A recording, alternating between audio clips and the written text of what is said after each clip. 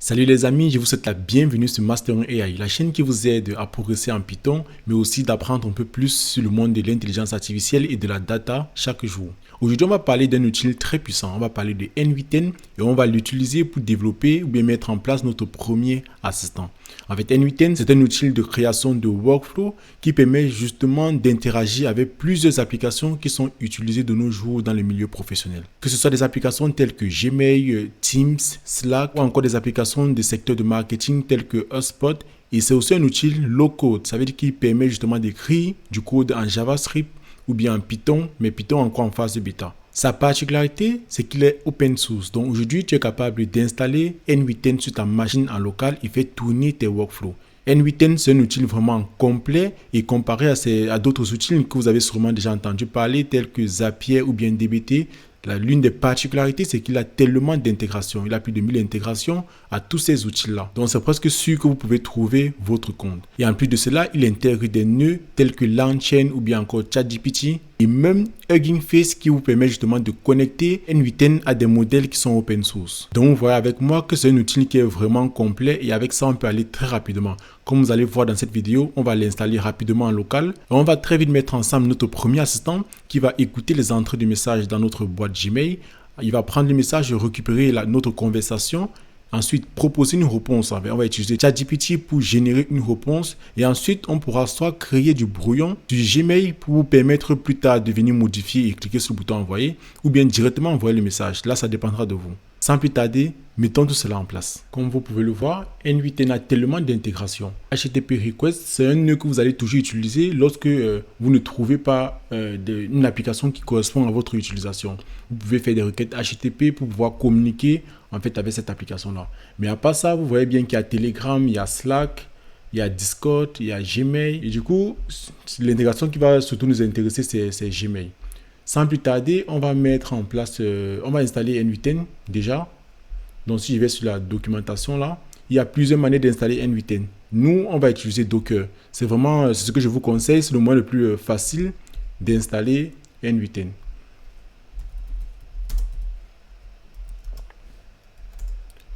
Voilà, on nous montre dans la documentation là comment on peut installer en utilisant Docker.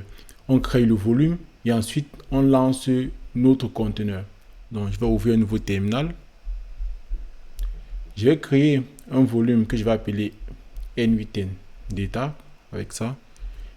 Et pour ceux qui n'ont pas Docker installé, il vous faut au préalable installer Docker. Sinon ça ne va pas marcher. Donc moi j'ai déjà Docker installé. Donc je peux directement l'utiliser. Pour vérifier si vous avez bien Docker installé, vous pouvez juste taper Docker et taper Entrée. Ça doit s'afficher comme ceci. J'ai créé mon volume. Et ensuite, je vais taper cette commande-ci pour pouvoir lancer N8N. Moi, je pense que j'ai déjà l'image de télécharger, donc ça va aller plus rapidement. Chez vous, puisque vous n'avez pas l'image, ça va essayer de récupérer cette image-ci avant de construire notre conteneur. Donc là, on est juste en train de dire que ça va builder cette image-ci. Et notre conteneur portera le nom N8N. Il se lancera sur le port 5678 et il aura en fait N8N Data comme volume. Vous voyez là, le volume permet justement de rendre les données persistantes. Donc, lorsqu'on va créer par exemple nos workflows sur N8N, on veut en fait que tous ces workflows soient enregistrés. Et par défaut, cela utilise une base de données SQLite. Vous voyez là. Par défaut, N8N utilise une base de données SQLite pour sauvegarder tous nos credentials par exemple et même tous nos workflows. Mais il y a cette possibilité-là d'utiliser une base de PostgreSQL. Et en plus de cette commande-là, ce qu'on va faire, nous, de notre côté, c'est qu'on va activer l'authentification. Une authentification basique. On va entrer ça. Et puis vous laissez le temps de copier. On précise juste des variables d'environnement qui sont directement reconnues par Docker. N8N Basic Auth Active. Donc on met ça true. Justement, lorsqu'on va N8N va démarrer, on va nous demander d'entrer notre nom, prénom et aussi un mot de passe. Et vous voyez là, le mot de passe par défaut, on va mettre là admin@gmail.com et le password, on va mettre password 123. Et du coup, là, je vais taper entrée. Vous voyez que là, il y a des premières migrations qui sont appliquées qui vont permettre justement d'enregistrer nos informations. Et après, on me dit là que N8N a démarré sur le port 5678. Du coup, je vais cliquer pour ouvrir cela. Vous tombez normalement sur cette page. Là, N8N est très facilement lancé en local. Donc, next. Du coup, là, c'est bon. Donc là, directement, on a un premier workflow qu'on peut directement renommer. On peut mettre Gmail ou bien assistant Gmail. On peut mettre ça. Donc, un item se présente comme ça. Ici, vous pouvez justement ajouter vos nœuds. Donc, c'est vraiment un principe de nœud. Il y a des entrées, il y a des sorties. Là, ce qui est bien avec N8N, c'est qu'il y a des templates que vous pouvez voir. Il y a tellement de workflows qui ont déjà été créés par une communauté. Et vous pouvez justement prendre certains workflows et réutiliser. Donc, vous pouvez justement visiter cette page-là pour voir s'il y a des workflows déjà tout faits qui vous intéressent. Ici, justement, pour ajouter un nouveau nœud, si par exemple je tape Gmail, comme ceci, vous voyez là, il y a un nœud Gmail. Avec toutes les intégrations qu'on a vues sur le site, vous pouvez justement rechercher rapidement là, Telegram par exemple. Vous pouvez essayer même WhatsApp. Ce qui nous intéresse, c'est Gmail. On va mettre Gmail et on va cliquer là sur On Message Received. Lorsqu'on clique sur Message Received, c'est un trigger. Donc, du coup, ça va s'exécuter à chaque fois qu'on va recevoir un message sur Gmail. Donc là, vous posez la question, mais comment on va savoir qu'on a reçu un message? C'est là qu'il faut créer justement des credentials. Donc, il faut connecter l'application N8N à votre Gmail. Donc, il faut créer une application sur le Google Cloud Platform et connecter cette application-là à N8N. Donc, je vais cliquer sur Create New Credential. Vous voyez que là, on me demande en fait un client ID et un client secret. Donc, vous allez aller sur Google Cloud Console. Donc, vous tapez justement Google comme ça, Cloud Console. Et dès que vous entrez là, vous cliquez sur Google Cloud Platform. Donc là, je vais me connecter avec mon compte. Du coup, là, vous allez sur Console. Vous cliquez là et vous créez un nouveau projet. Donc, on va appeler ce projet Assistant Gmail. Create. Du coup, on passe sur API Service. J'ai fait une erreur là, il manque un T. Mais on va continuer comme ça. Et du coup, ce que vous pouvez faire, c'est aller sur Credentials. Et c'est ça qu'on nous demande. Ce qu'on va faire, c'est qu'on va créer des nouveaux credentials. On va cliquer sur Autre Client ID. Ça permet justement aux utilisateurs de se connecter rapidement à ton application. Ou bien aux applications externes de se connecter à cette application-ci. Donc, on nous demande de configurer un consentement. Vous pouvez rapidement faire cela. Get Started, Assistant. Et je clique sur Create. Une fois que vous avez fini cela, vous pouvez directement venir sur Audience là et cliquer sur le bouton Publish App. On va mettre votre application en production. Ça va permettre à N8N d'accéder facilement à votre application. Si vous ne cliquez pas sur ça, vous aurez une erreur lorsque vous aurez besoin de vous authentifier via N8N. Donc, vous cliquez directement là sur Confirm.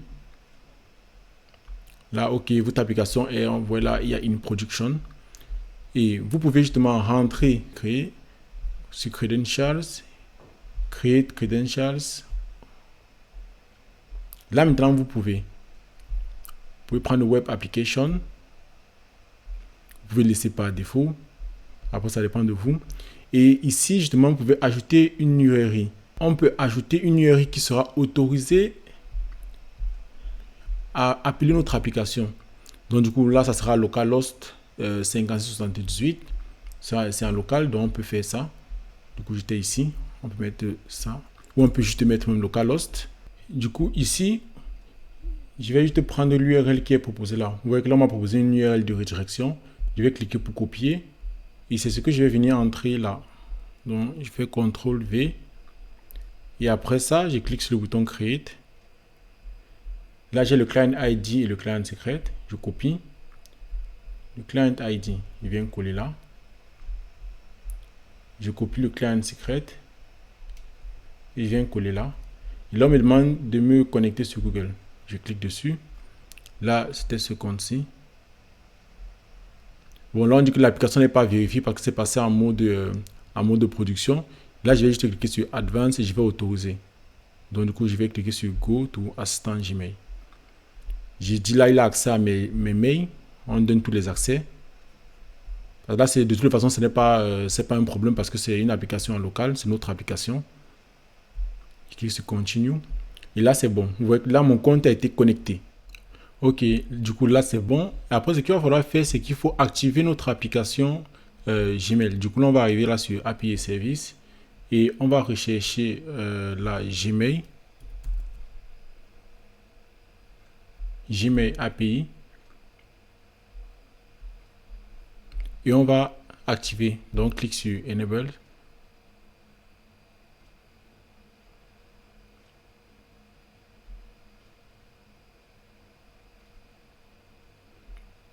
Ok, du coup, là c'est bon.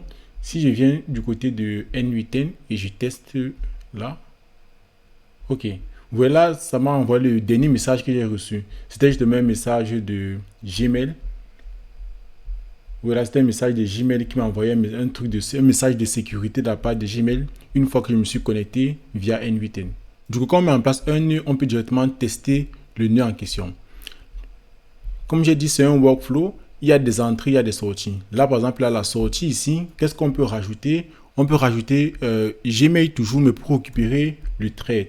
Le thread, c'est pour récupérer justement toute la conversation. Voilà, quand vous cliquez sur Gmail, il y a toutes les différentes actions que vous pouvez faire. Par exemple, répondre à un message, envoyer un message. Donc, ce qu'on va chercher, c'est ça là.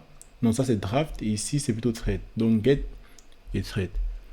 Donc voilà, vous voyez que directement, l'input, c'est la sortie du précédent nœud, qui était le Gmail Trigger. Donc là, on va récupérer le thread. Chaque message vient avec un thread ID. On peut cliquer, déposer là. Et je peux tester une fois. Vous voyez que là, j'ai une sortie qui est les messages. Là, c'est un tableau. Voilà, messages. C'est un tableau qui va représenter tous les messages. C'est un tableau d'objets où il y aura tous les messages de la conversation. Donc, si je vais peut-être sur Gmail là, et j'actualise, ouais, c'était ce message-là qui a été récupéré. Ce dernier message-ci, Security Alert. Si on va sur N8N, vous voyez que c'est bien ça. Le subject, Security Alert. Donc là, ça nous a retenu tous les messages. Donc, pour l'instant, c'est qu'un seul message, puisque dans notre inbox, c'est juste un message. Mais si par exemple, je réponds, ça va retourner en fait la file. Ça va retourner aussi le message que j'ai envoyé. Donc, on va continuer avec ça. Ce qu'on veut maintenant ensuite, c'est de récupérer, de formater en fait cette sortie-ci. Donc, non seulement on veut l'historique, mais aussi on veut aussi le dernier message. C'est ça qu'on va donner. Ce sont ces informations qu'on va donner à notre LLM, à ChatGPT, justement pour qu'il puisse se servir de toutes ces informations-là pour rédiger notre mail en tant qu'assistant. Donc, on va pour cela utiliser un autre code. Comme je vous ai dit, N8N, c'est un outil no-code.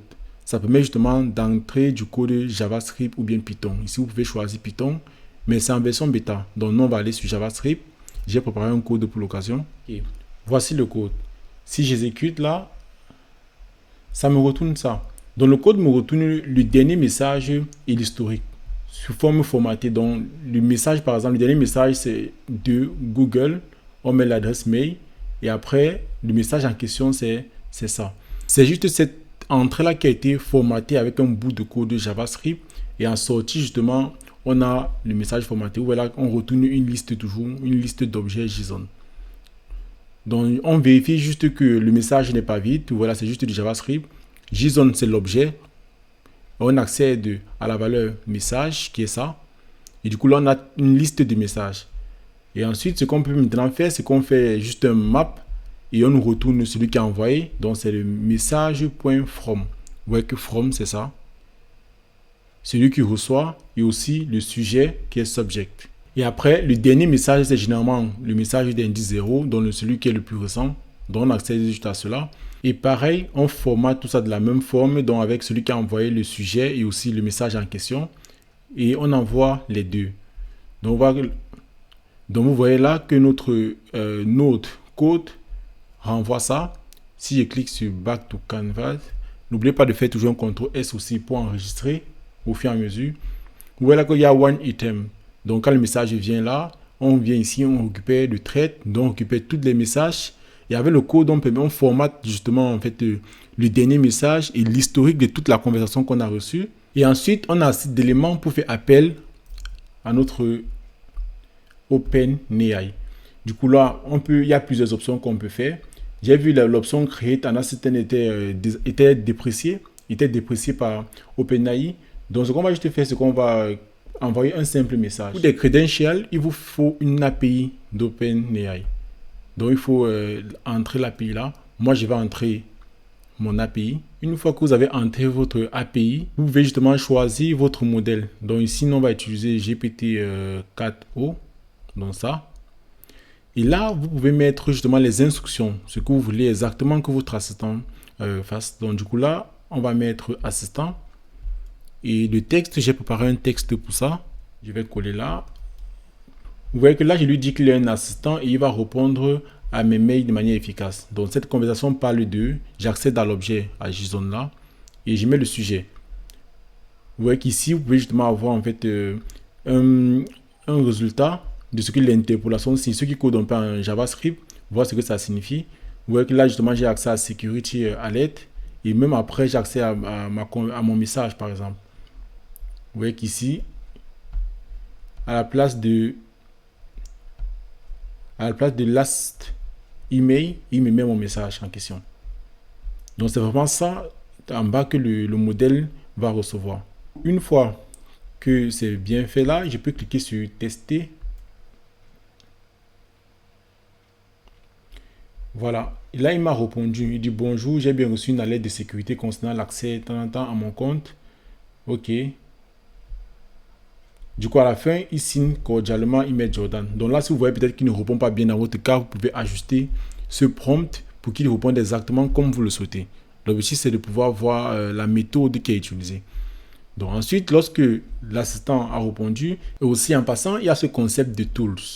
Les tools, ce sont des outils en fait que peut utiliser l'assistant. Quand vous utilisez l'assistant, vous pouvez vous fournir en fait certains outils, comme par exemple la recherche sur Wikipedia, ce qui va permettre justement à l'assistant d'aller chercher en fait des informations sur Internet lorsqu'il aura besoin. Ou bien par exemple d'aller chercher sur Google en utilisant SERP API. Vous pouvez également faire des assistants custom. Vous pouvez écrire votre assistant là avec du JavaScript ou bien du Python. Donc là, on va parler sur ce volet-là pour l'instant. Si vous avez besoin de ça, n'oubliez pas de dire en commentaire et on va faire tout cela ensemble. Ensuite, notre message est prêt.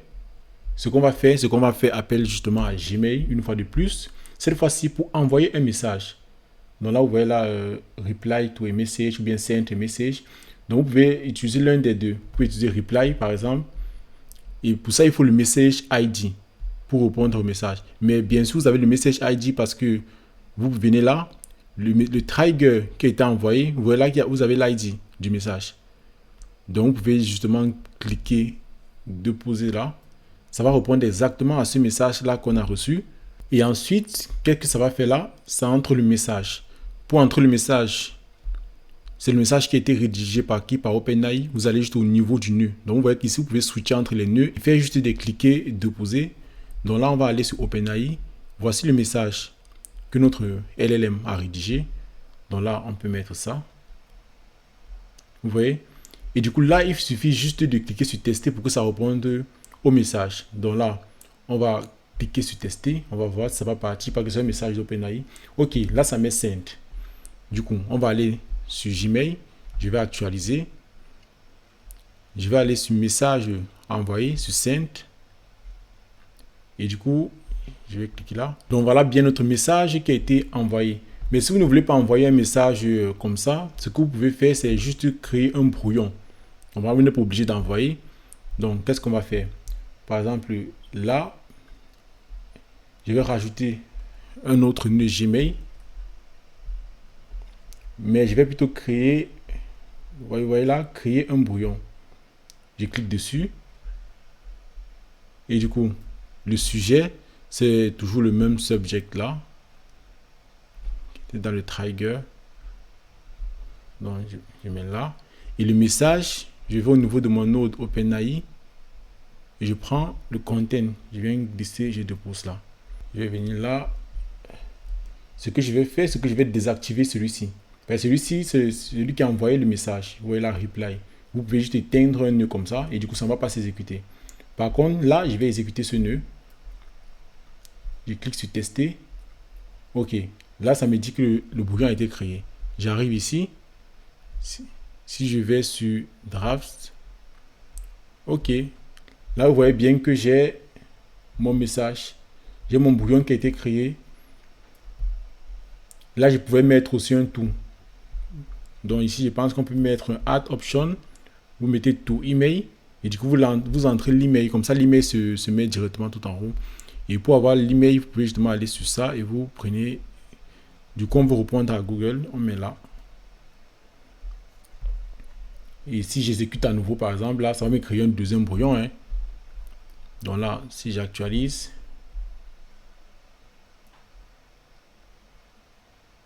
Ok, vous voyez là, j'ai un deuxième brouillon. Mais cette fois-ci, j'ai le toolkit bien rempli. Tout Google. Donc, vous pouvez à peu près faire tout avec N8N. Après, vous voyez toutes vos exécutions là. Vous voyez. Et ensuite, vous enregistrez. Et à chaque fois qu'il y aura un message qui va venir via Gmail, il y a tout ce workflow-là qui peut s'exécuter. Vous pouvez imaginer tellement de workflow parce qu'il y a tellement d'intégrations que vous pouvez faire. Je vous remercie d'avoir tenu jusqu'à la fin de cette vidéo. Là, on vient de mettre en place notre premier assistant. Vous avez vu, avec N8N, il y a énormément d'intégration. Donc, vous pouvez faire à peu près tout ce que vous voulez. Laissez-moi en commentaire si vous avez une idée de workflow que vous voulez, que vous souhaitez refaire. Et on voit dans quelle mesure on peut faire cela ensemble. Une prochaine fois, on va mettre en place un agent. Vous vous souvenez, je vous avais déjà expliqué en fait la différence entre un agent et un assistant. Là, on sait qu'il doit envoyer un email. Or, l'agent est plus autonome dans ses tâches. Donc, on va fournir à l'agent un certain nombre d'outils et on va lui demander de faire une certaine tâche. Et lui, justement, il va décider par lui-même d'utiliser tel ou tel outil. Donc, dans une prochaine vidéo, on va justement mettre en place ensemble un agent. Mais cette fois-ci, on va un peu coder. Même si c'est possible de le faire avec N8N, bien évidemment. Mais avec du code, on peut aller beaucoup plus loin. Donc, n'hésitez surtout pas à vous abonner, à liker, mais surtout activer la cloche de notification pour ne surtout pas manquer cette vidéo. Salut et à très bientôt sur Mastering AI.